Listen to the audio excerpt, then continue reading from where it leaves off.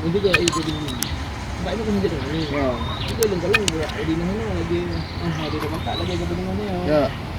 Syederalun, erosi Sungai Krung Baru di Pidi selama puluhan tahun terakhir telah menyebabkan puluhan rumah dan ruas badan jalan mengalami longsor, terutama di dua Gampong Baru dan Raya Sangge, Kecamatan Pidi.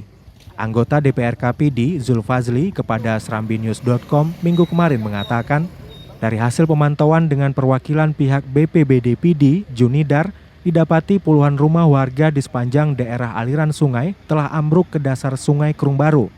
Sementara itu, akses ruas jalan yang ambruk, yaitu di Gampong Baru sepanjang 150 meter dan juga telah mengancam badan ruas jalan utama serta ruas jalan di depan menasah Gampong Sangge Raya.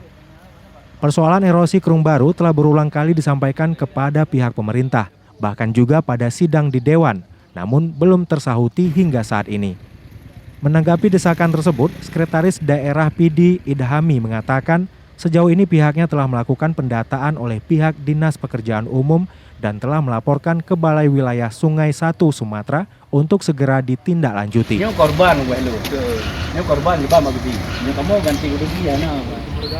Dari Sigli, Idris Ismail, Serambi On TV. Yang kalau ngurus lagi tuh. Oh iya.